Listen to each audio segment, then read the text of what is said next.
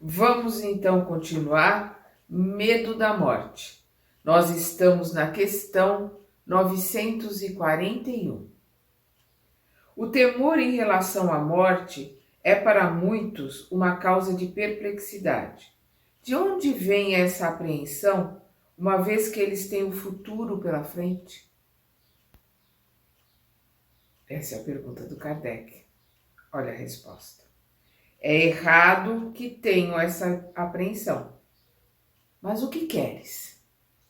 Tentam convencer essas pessoas em sua juventude que há um inferno e um paraíso, mas que é mais certo irem para o inferno, pois lhes dizem que o que está na natureza é um pecado mortal para a alma.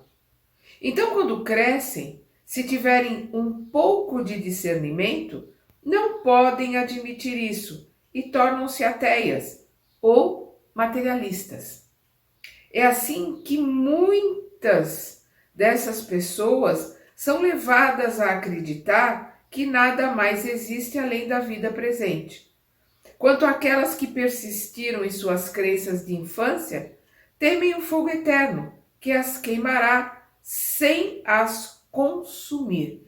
Então, o que nós estamos vendo aqui, um dos maiores problemas que nós temos e que cria tanto o materialismo como o ateísmo são as más interpretações das lições, dos ensinamentos do Cristo, as deturpações que as religiões fazem, a colocação que algumas religiões colocam, algumas, né, de céu e de inferno. Quer dizer, a pessoa ou vai para o céu tocar arpinha com anjinho, ou vai para o inferno num fogo que queima e não consome. Quer dizer, são situações que fazem com que a pessoa diga, não tem nexo, porque não tem nexo mesmo. A melhor explicação, a melhor colocação nós temos dentro da doutrina, que é da reencarnação, que é do aprendizado a cada vinda, de se melhorar com cada aprendizado e com cada situação. Vamos dar uma olhada aqui na questão 961, nós ainda vamos ver, né, mais para frente, mas é importante a gente dar uma olhada. No momento da morte, qual é o sentimento que domina a maioria dos homens? A dúvida, o temor ou a esperança? Eles respondem: a dúvida, no caso dos céticos obstinados; o temor, para os culpados; a esperança, para os homens de bem. Então, aqueles que estão com a consciência tranquila, que estão fazendo o máximo que puderam para se melhorar, para ajudar o próximo, para ser fraterno, para ser empático, vão estar bem mais tranquilos, né? Estaremos, se Deus quiser, fazemos parte dessa turma, estaremos mais tranquilos para o nosso desencarne. Temos que nos preparar para o nosso desencarne. É a única certeza que nós temos aqui neste mundo de ilusão, é que todos nós desencarnaremos. Então a gente tem que se preparar e se preparar bem. Eles continuam aqui. A morte não inspira no justo nenhum temor, pois com a fé ele tem a certeza do futuro. A fé verdadeira, a fé raciocinada, a fé embasada, faz com que a gente tenha muita tranquilidade, muita certeza no futuro, não tema a morte, muito pelo contrário, a gente se prepare para poder voltar para casa, voltar para a verdadeira vida. A esperança o faz esperar por uma vida melhor, e a caridade, a cuja lei obedece, dá a ele a garantia de que não encontrará no mundo para onde terá de ir nenhum ser cujo olhar ele deva temer. Porque quem tem a consciência tranquila não tem que temer o olhar de ninguém. Quem vai nos julgar somos nós mesmos, é a nossa consciência. Nós somos os juízes de nós mesmos. E se nós estamos tranquilos que estamos fazendo o nosso melhor, se nós temos a consciência tranquila que estamos realizando o nosso trabalho para nos desenvolvermos, para melhorarmos, a gente não tem que temer o desencarne. Vamos ver aqui, a morte não inspira no justo nenhum temor, pois com a fé ele tem a certeza do futuro. Vamos dar uma olhada aqui na questão 354 do Consolador, né, do Emmanuel, onde é perguntado a ele: poder-se-á definir o que é ter fé? Emmanuel responde: ter fé é guardar no coração a luminosa certeza em Deus, certeza que ultrapassou o âmbito da crença religiosa, fazendo o coração repousar numa energia constante de realização divina da personalidade. Conseguir a fé é alcançar a possibilidade de não mais dizer eu creio, mas afirmar eu sei, com todos os valores da razão tocados pela luz do sentimento. O sentimento, a certeza, o estudo, a razão vai fazer com que a gente não use mais eu creio, porque faz parte de crenças, de dogmas, de ensinamentos que nos passaram. Não, eu sei da existência de Deus. Eu sei que Deus é infinitamente bom e misericordioso. Eu sei. E isso me dá muita paz e muita tranquilidade. Essa fé não pode estagnar em nenhuma circunstância da vida e sabe trabalhar sempre, intensificando a amplitude de sua iluminação pela dor ou pela responsabilidade, pelo esforço e pelo dever cumprido. Traduzindo a certeza na assistência de Deus, ela, a fé, exprime a confiança que sabe enfrentar todas as lutas e problemas com a luz divina no coração e significa a humildade redentora que edifica no íntimo do espírito a disposição sincera do discípulo relativamente ao faça-se no escravo à vontade do Senhor. Está entre aspas, Porque são palavras que foram ditas por Paulo. Faça-se em mim a vontade, faça em mim como escrava do Senhor, foram palavras de Maria também. Então, faça-se no escravo à vontade do Senhor, se colocar à disposição de Deus, na certeza absoluta que tudo o que acontece e acontecerá para o nosso bem, é para o nosso aprendizado, é para o nosso aperfeiçoamento, é para a nossa melhora. E como diz Joana de Ângeles, pode não estar bem, as coisas podem não estar bem, mas elas estão certas, porque foram escolhas que nós fizemos de provas ou expiações antes de reencarnarmos e a justiça de Deus em funcionamento. Então, as coisas podem não estar bem do nosso ponto de vista, mas elas estão certas, elas são justas, porque Deus é justo e misericordioso. É o que ele está colocando aqui.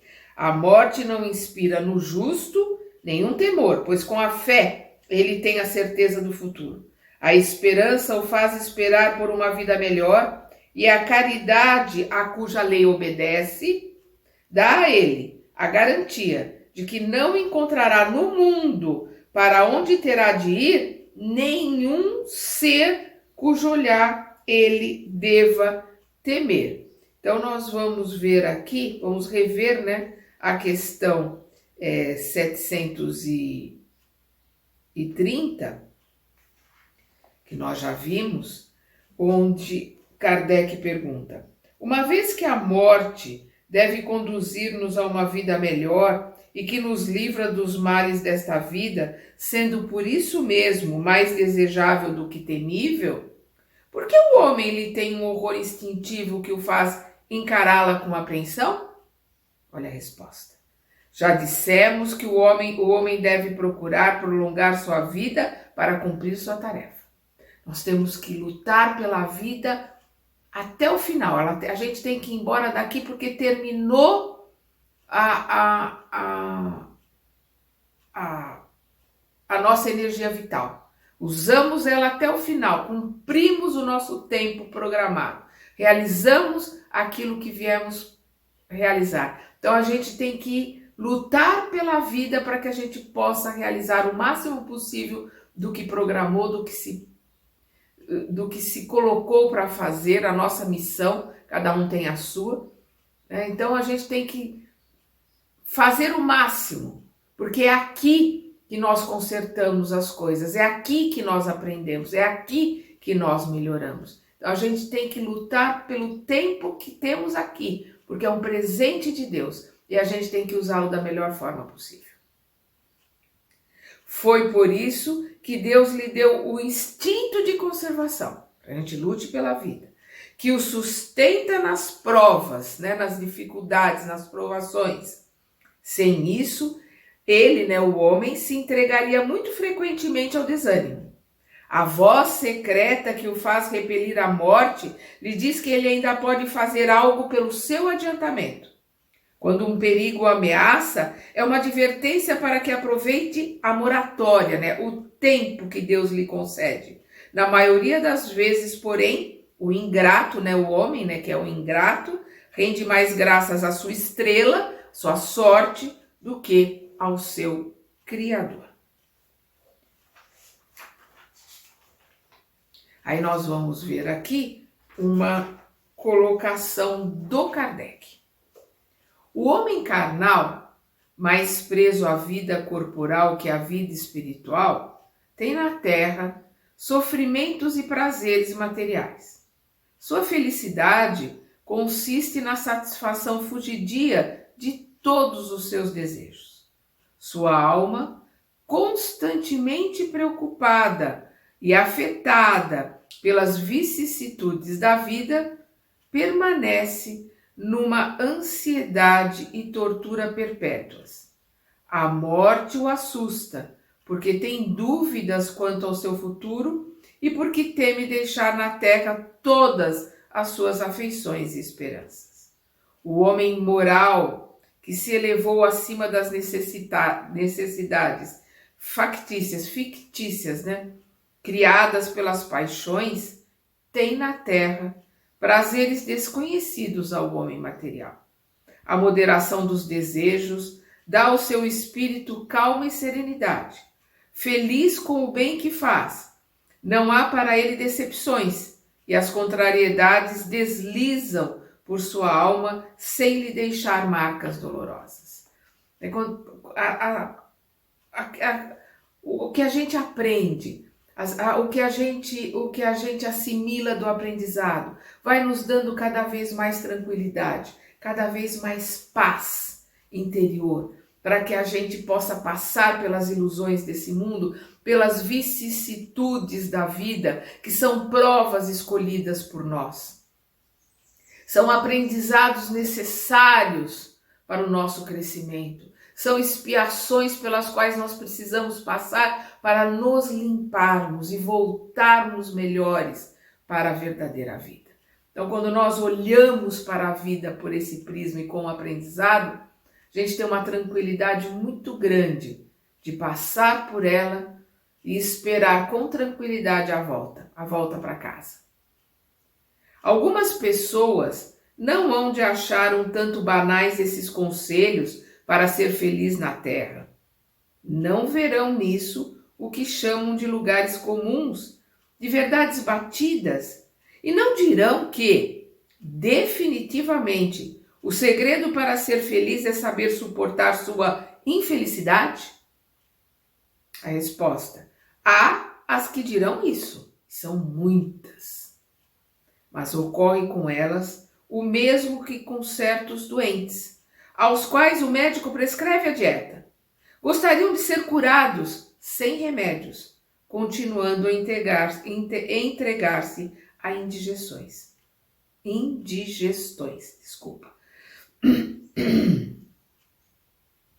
É o que ele está colocando aqui. Algumas pessoas vão achar que esses conselhos são banais, né? Que é um lugar comum.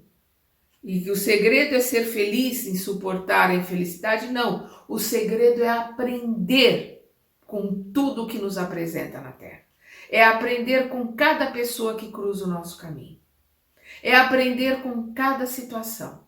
Diante das dificuldades, por maiores que elas sejam, a doença, a dor, o luto, com resiliência, com resignação, sabendo da existência e do amor de Deus. Isso é ter fé. Não é crer não é buscar uma crença, um dogma, não. É saber pelo estudo, pela fé raciocinada, pela razão, pelo conhecimento, saber da existência de Deus.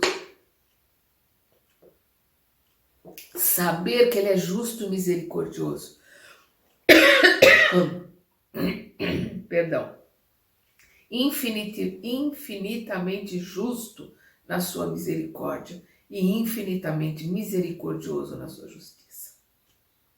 Isso nos dá tranquilidade para passarmos pelo mar da vida. Em todos os livros a vida é simbolizada através da água, através do sangue. Sempre o sangue, a água principalmente, simboliza a vida, e a gente tem que atravessar esse mar com ondas, com dificuldades, com bonanças também, com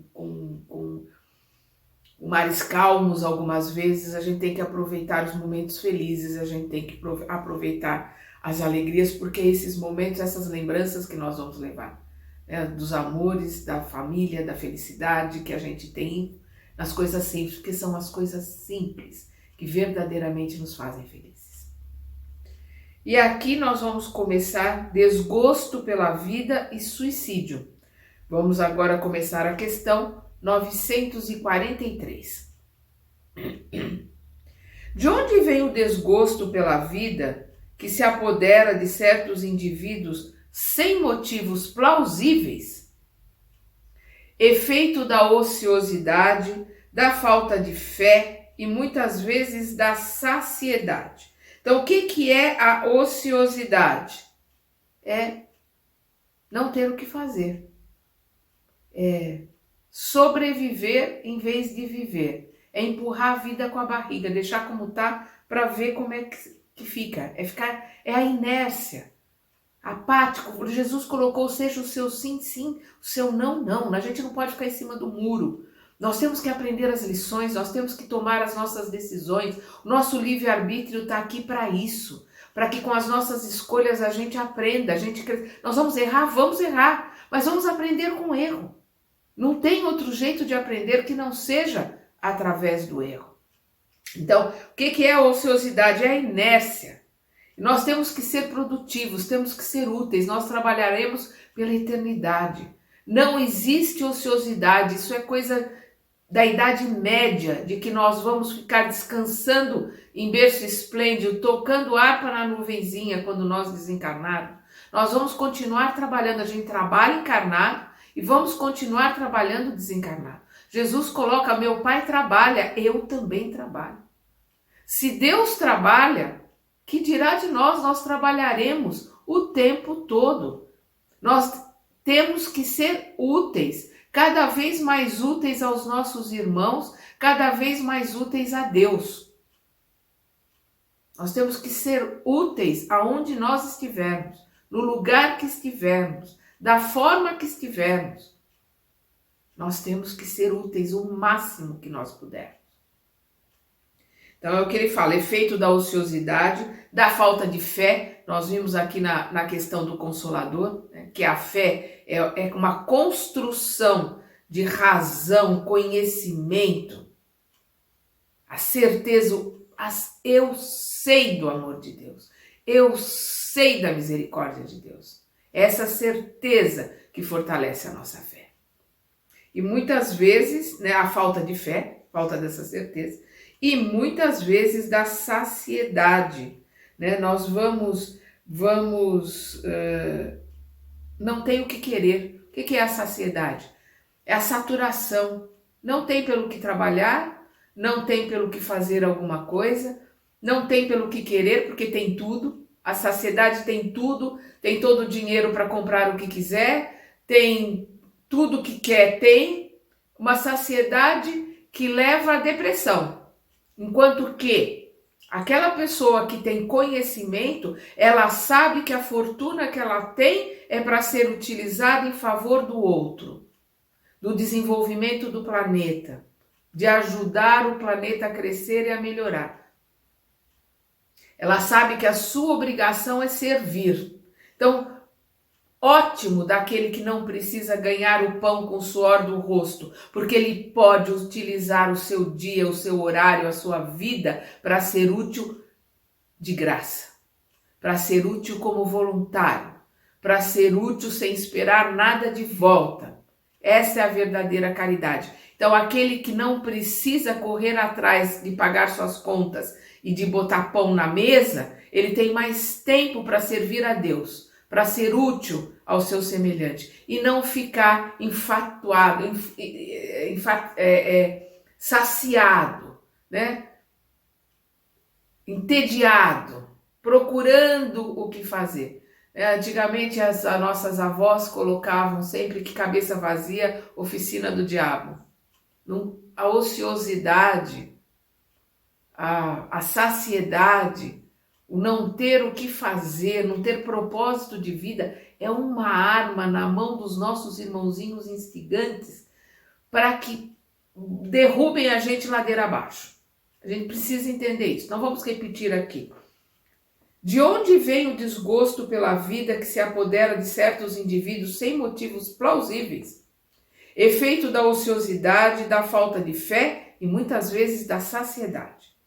Para aquele que exerce suas faculdades com objetivo útil e conforme suas aptidões naturais, quer dizer, o talento que tem, está desenvolvendo o talento que tem, o trabalho nada tem de árido e a vida se escoa mais rapidamente. Ele suporta as vicissitudes da vida com tanto mais paciência e resignação quanto mais age, tendo em vista a felicidade mais sólida e durável que o espera.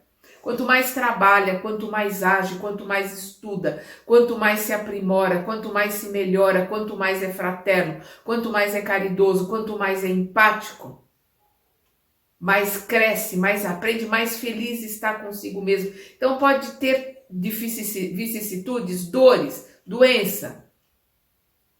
Pode. São provas ou expiação. Mas tem a tranquilidade, a felicidade a gente constrói, nós já vimos aqui no nosso estudo. Nós construímos a felicidade. Felicidade é um estado de espírito nosso que ninguém nada tira. Nós podemos ter momentos difíceis, mas a felicidade continua conosco.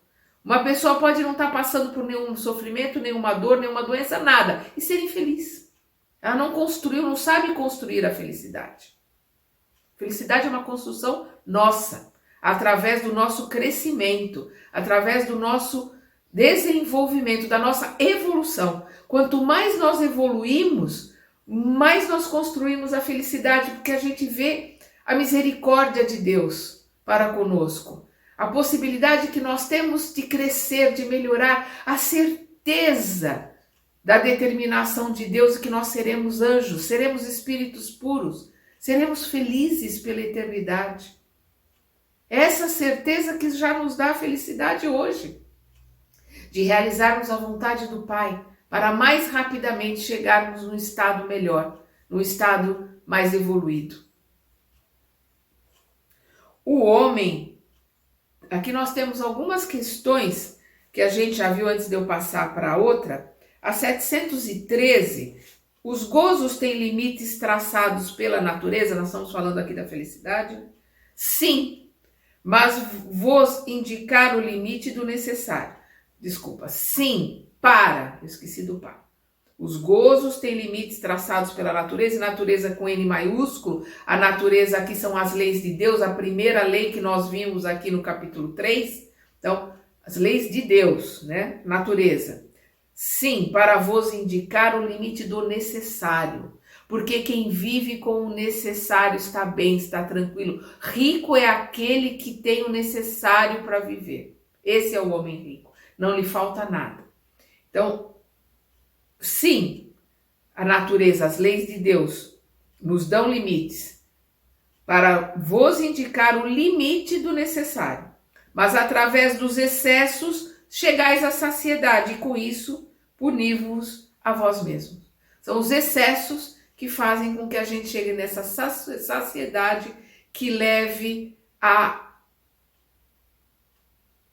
inércia, que leva ao tédio, que leva à desesperança, até a depressão.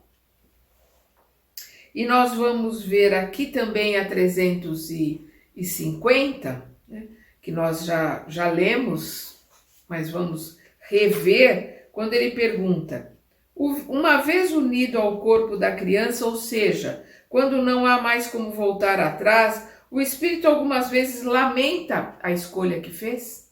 Ou seja, acerca de estar passando por situações, o espírito pode lamentar a escolha que fez no plano espiritual? Logo assim que reencarna? Resposta dos irmãos: queres dizer se, como homem, ele se queixa da vida que tem? Se desejaria outra? Sim. E se ele lamenta a escolha que fez? Não. Ele gostaria de ter outra vida? Sim, todos nós gostaríamos de ter outra vida. Lamentamos a escolha que nós fizemos? Não, não podemos lamentar, porque a escolha que nós fizemos, as provas que nós estamos passando são escolhas nossas, são necessárias para o nosso crescimento e o nosso aprendizado. É o que eles colocam aqui. Se ele lamenta a escolha que fez? Não, pois não sabe que a escolheu. Uma vez encarnado, o espírito não pode lamentar uma coisa de que não tem consciência, mas pode achar a carga pesada demais. E quando acha que ela está acima de suas forças, então recorre ao suicídio. Mas como disse Jesus, Deus não dá uma carga pesada para ombros fracos. Cada um de nós tem o peso conforme é capaz de carregar. Fomos nós que escolhemos as provas. E na montagem do roteiro da nossa reencarnação, nós colocamos, que se a gente não coloca o peso capaz para que nós somos capazes de aguentar, os nossos mentores, a nossa família espiritual, o grupo, quem leu o Missionários da Luz sobre a reencarnação, o grupo do Departamento de Engenharia Reencarnatória, vai colocar o peso exatamente na proporção que nós podemos suportar e podemos carregar. Então, ninguém está com uma carga maior do que é capaz de suportar. A gente pode se vitimizar, e aí é que está o problema. Quando fica no ai, coitadinho de mim, olha como eu estou sofrendo, olha o que fulano me fez, olha o que ciclano disse, olha o que não sei o que, olha não sei o que lá. E não olha para dentro para ver que nós somos os culpados das vicissitudes pelas quais passamos. Se não somos culpados por hoje, e na maior parte das vezes é pela vida que estamos levando agora, é por esta reencarnação que somos culpados, porque são escolhas feitas nesta reencarnação que nós estamos recebendo de volta, quando não é uma reação de uma ação desta encarnação, né? É uma causa, é um efeito de uma causa do passado. Lembrando, Deus é justo e misericordioso. Nós fazemos as nossas escolhas e vamos passando pelas provas conforme nós nos determinamos que aprendemos. Eu escolho fazer uma prova daquilo que eu sei, que estudei e que tenho condições de passar. Por isso, eu programo a prova. Por isso, o aluno entra no dia da prova para realizar a prova. Ele vai estar tanto mais contente quanto mais ele tem estudado. Ele está tanto mais tranquilo quanto mais ele tem aprendido. E aí ele faz a sua prova com tranquilidade, sabendo que vai ter notas boas. O homem tem o direito de dispor de sua própria vida? Não. Somente Deus tem esse direito. O suicídio voluntário é uma transgressão dessa lei. Aí o Kardec pergunta: o suicídio é sempre voluntário? Eles respondem: o louco que se mata não sabe o que faz. Quem está sem condições de responder pela sua integridade, pelo seu raciocínio, quem está completamente destrambelhado, quem está sem o juízo perfeito, quem está com medicações que fazem com que ele fique completamente abobado, fora de um raciocínio lógico, ele não sabe o que está fazendo. É isso que eles estão colocando. O suicídio voluntário é uma transgressão à lei de Deus. Aí nós vamos ver aqui na questão 134, quando Kardec pergunta o que é a alma, né? É um espírito encarnado. Então, quando nós estamos aqui, nós somos espíritos encarnados. E por que nós estamos encarnados? Nós estamos encarnados para aprender, crescer e melhorar. Porque aqui na Terra, encarnados, é que nós temos condições de aprender, crescer, melhorar, limpar o que nós sujamos, provar o que aprendemos, pedir perdão, perdoar, ressarcir aqueles a quem nós prejudicamos. É tudo feito aqui durante a encarnação. Aí nós vamos rever a 880, quando Kardec pergunta qual é o primeiro de todos os direitos naturais do homem? O de viver. Por isso ninguém tem o direito de atentar contra a vida do seu semelhante e nem fazer algo que possa comprometer-lhe a existência corporal. Nós não temos o direito de atentar contra a vida de nenhum dos nossos semelhantes. Animal, vegetal, hominal. Nós não podemos matar a natureza. É uma vida semelhante à nossa. Os animais são irmãos nossos em evolução. E, óbvio, os hominais, que são nossos irmãos em igualdade de evolução. Os animais são nossos irmãos numa evolução inferior, pela qual nós já passamos. Eles estão aprendendo o que nós já aprendemos, mas são nossos irmãos. Nós não temos o direito de atentar contra a vida nenhuma nesse planeta. Nem do mineral, nem do vegetal, nem do animal, nem do hominal. Muito menos contra a nossa, que é um presente, é um bem que nós recebemos de Deus para podermos melhorar, crescer e acertar os erros que cometemos. O que pensar do suicida que se mata devido ao desgosto com a vida? Insensatos. Por que não trabalharam? A existência não lhes teria sido tão pesada. Quando eles colocam aqui por que não trabalharam, é o trabalhar no sentido de ser útil, no trabalhar no sentido de realizar aquilo que se propôs a fazer, trabalhar no sentido de se melhorar, de crescer, de se aprimorar, porque todos aqueles que trabalham verdadeiramente para se melhorar, para crescer, não vão ficar entediados, nem vão ter desgosto. Não vão ter desgosto com a vida porque sabe que aquela dificuldade que está passando é necessária para o seu aprendizado. É o efeito de uma causa desta ou da vida anterior. Um desgosto com um filho muito difícil, a gente sabe que é uma missão que a gente se propôs no plano espiritual de educar um espírito muito difícil, ou é uma prova que nós nos propusemos a passar, mostrando para nós mesmos que somos resilientes, que somos pacientes, que somos tolerantes e capazes de ajudar aquele irmão. Como pode ser também uma expiação.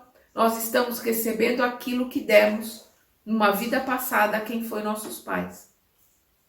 Tudo tem uma causa e a causa é justa, porque Deus é justo.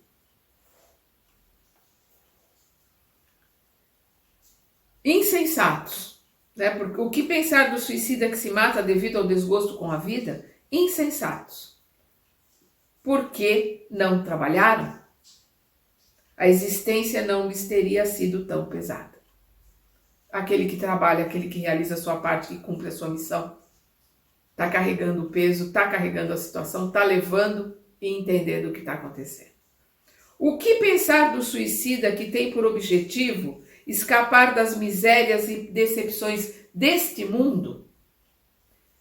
Pobres espíritos, olha a resposta, pobres espíritos que não têm coragem de suportar as misérias da existência.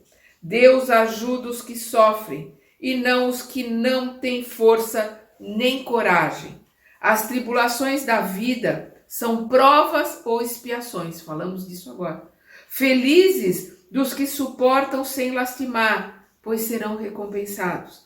Infelizes dos que, ao contrário, esperam sua salvação, daquilo que, em sua impiedade, chamam de acaso ou destino, de sorte, né? De destino, de acaso. Isso não existe. Não existe acaso, não existe destino, não existe sorte, não existe estrela. Existe um roteiro montado por nós mesmos antes de encarnarmos. O acaso ou destino, para me servir da linguagem deles, podem de fato favorecê-los por um instante, mas para fazer-lhes sentir mais tarde e de forma mais cruel o vazio dessas palavras. Vamos relembrar aqui, né, o 258, 259, quando nós vemos aqui a escolha das provas. Somos nós que escolhemos as nossas provas. E aí, então, não é Deus que lhe impõe as tribulações da vida como castigo? Eles respondem: nada acontece sem a permissão de Deus, pois foi Ele, Deus, quem estabeleceu todas as leis que regem o universo. Perguntai então por que Ele, Deus, faz essa lei em vez daquela outra. Ao dar ao Espírito a liberdade de escolha, Deus lhe deixa toda a responsabilidade sobre seus atos e suas consequências, e nada lhe obstrui o futuro. Hoje eu estou construindo o meu futuro de amanhã, estou montando e construindo o meu futuro da minha próxima reencarnação. Eu estou montando o perispírito que eu vou ter, porque o perispírito que eu deixar nesta reencarnação, eu vou recomeçar com ele do jeitinho que eu deixei na próxima. Eu sou herdeira de mim mesmo. Nós somos herdeiros de nós mesmos em todos os sentidos. Cada pensamento, cada sentimento, cada atitude. Nós estamos construindo o nosso futuro do amanhã próximo, do amanhã mais distante, da próxima encarnação. Somos responsáveis por cada sentimento, por cada pensamento, por cada ação que temos. Por isso, precisamos assumir as nossas responsabilidades, entender as nossas responsabilidades. Agora, aqui na mesma pergunta, Kardec coloca: aqueles que conduziram um infeliz a esse ato de desespero sofrerão as consequências? Aquelas pessoas que levaram uma pessoa a suicídio, realizaram, fizeram coisas que desesperaram tanto uma pessoa que ela se suicidou. Olha a resposta. Infelizes deles responderão por um assassinato. Todos aqueles que são responsáveis por alguém se desesperar a ponto de se suicidar responderão por um assassinato. De novo, eu sempre repito, importante a gente lembrar o item 6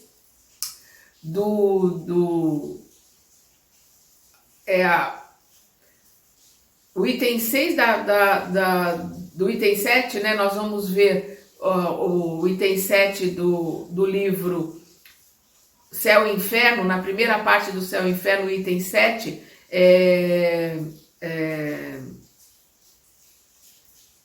Código Penal da Vida Futura.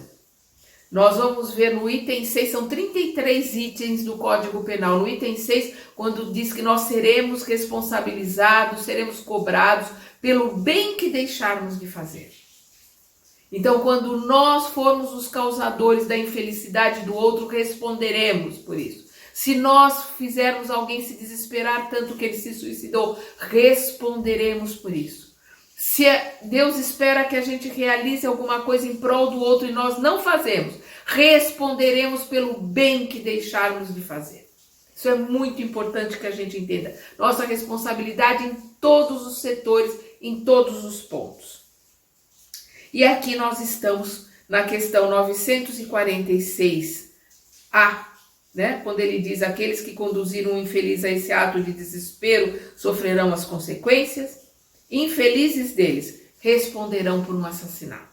Vamos parar por aqui, estamos no nosso horário e vamos continuar aqui a questão do suicídio no nosso próximo estudo. Até lá!